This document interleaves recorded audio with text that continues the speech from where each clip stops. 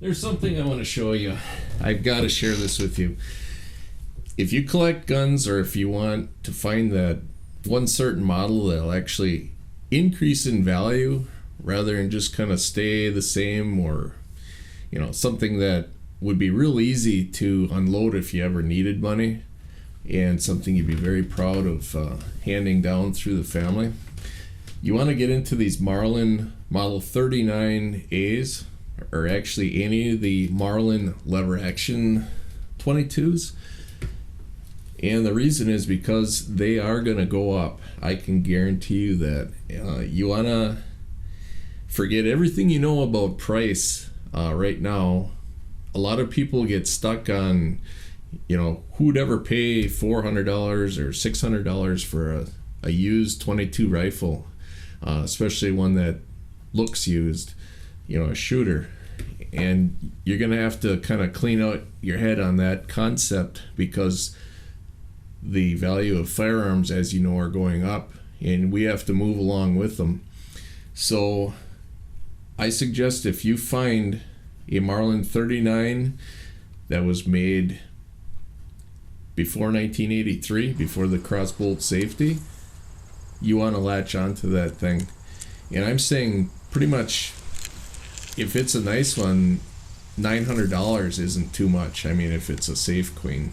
But who would want one of those? I personally would. I like to get the ones that are a little more rough looking, so I can handle them and shoot them, and I don't worry about my hands sweating when I'm carrying it around. This one here is a 1958 Marlin 39A Golden Mountie, and it's got this is a shorter one. The standard 39 is a 24-inch barrel. This one's a 20-inch barrel. This one holds 15 long rifle and 22 shorts. And that really is the cool thing about these lever actions, is you can shoot shorts, which are nice and quiet.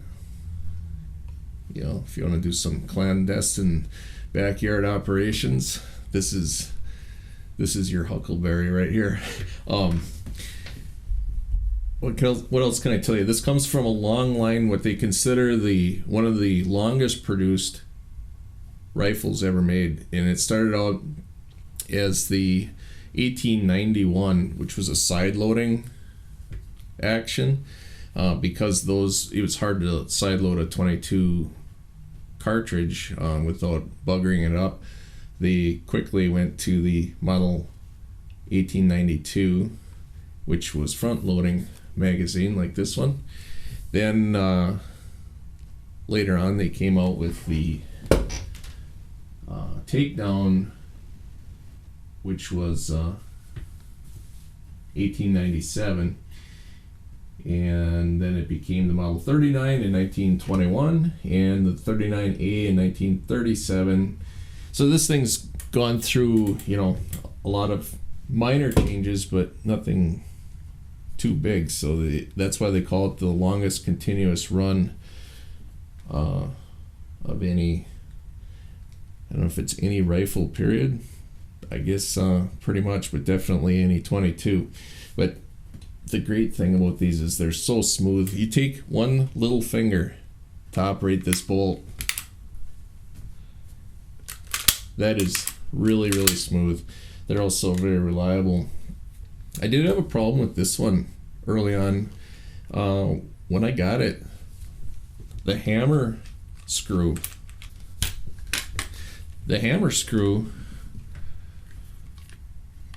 it pivots on right there was backed out like maybe 1.5 or 2 turns, and is that the trigger screw?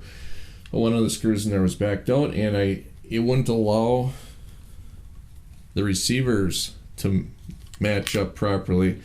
So I was actually having some malfunctions. It almost seemed like a hang fire, because my hammer would catch right on the edge, because being out of alignment, it would hit and then slip off. So it was like click, bang. It was like a hang fire, and I thought, what the heck is going on? I know that's not the ammo doing that. And I noticed it was starting to peen over there, and so I went through and tightened all the screws, everywhere. Just made sure they were. I didn't crank them or anything. You want to be careful not to bugger up the heads on an old rifle. So I used the proper tools for the job, proper bits, and just went through it, and I found that. So I was really happy because I thought I don't know if the receiver was bent or what, but it would be very unusual to have a bent receiver because these are forged steel. These things were really built, not like a lot of the stuff that you buy today.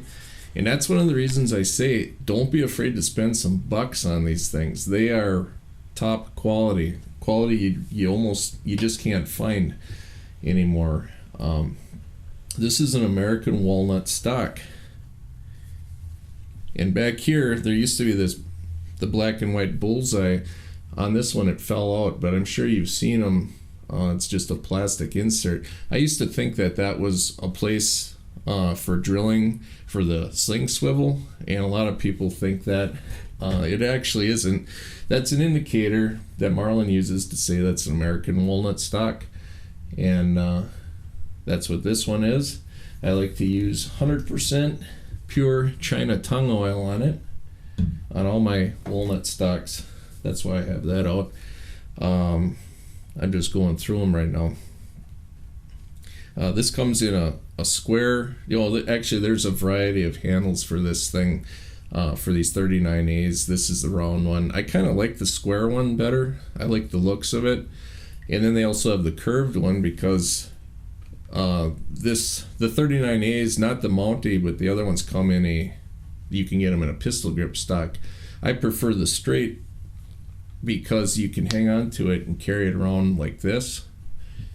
And it's just kind of handy that way. The pistol grips aren't quite as nice for carrying, and that's also why I like the shorter 20-inch barrel of this Mountie as opposed to the 24-inch standard 39A. It's just you don't give up anything in accuracy. They started making micro groove rifling for these, I think it was 1953, and which I'm sure you're familiar with. They are very well known for their accuracy, just like the Marlins of today. This thing's got the sling swivels on it, but I like to keep it clean. I just don't find it necessary to put a shoulder sling on this thing. It carries really nice like this. And whether you want to, plink away at steel plates like I do often, or far away, that's always fun. Or if you want to go around and shoot grasshoppers or whatever else you feel like shooting, you actually feel like a kid when you have one of these out. That feeling, like this time of year when it's late summer or early fall when it's still warm out, and you just walk around and it's nice and quiet. I don't think there's anything more fun. There's no other form of shooting for me that's more fun or takes me back to when we were young more than that. And it doesn't matter how old you are, you still get that feeling. So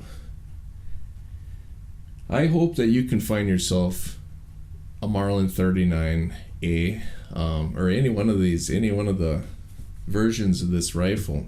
The Mounties are a little more collectible because they only made them in the 50s and 60s. So if you see one of these, definitely jump on it with both feet. Prices for these are usually for kind of a beat up one like this. The least you would find this for is probably $400 today, and the most they go for in nice condition is just under $1,000. It's gonna go up for sure, I can guarantee you. And I wanted to get one of those Redfield receiver mounted sights for this thing, and I went on eBay and I watched one, and when I saw it go over $300, I thought, I don't think so. This one has a scope mount, and I have used a scope on it. I want it to look original. I don't want it to look like an old rifle with new sights on. That's why I don't just go and put a new set of Lymans on there. The aluminum ones, that wouldn't be right.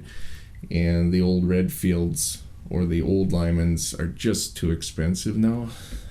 It kind of bums me out. I wish I could get some for it. Maybe someday I'll really splurge and do that. It's already drilled. These two holes right here are made for putting a receiver mounted peep sight on there, and that would be nice. But Annie Oakley used one of these. Annie Oakley used the model 1891 in her show, and she used the open sights, and amazingly she was recorded as putting 25 rounds in a single ragged hole group in 27 seconds 36 feet away. That's amazing. And she did it with open sights, so if they're good enough for her, they're good enough for me. I'm gonna have to live with them. So it's the Marlin 39A in whatever version you want. Try to get one before the crossbolt safety in 1983, because those are not going to be nearly as collectible, and I've heard bad reports on quality on those. If you have one, I'm sorry. I don't want to hurt your feelings. It's just the old ones are better. They're worth more money. And before you go out and buy a brand new one, definitely look for a used older one like this, especially from the 50s and 60s or older. So that's the Marlin 39A. This is the Mountie version. Thanks a lot for watching.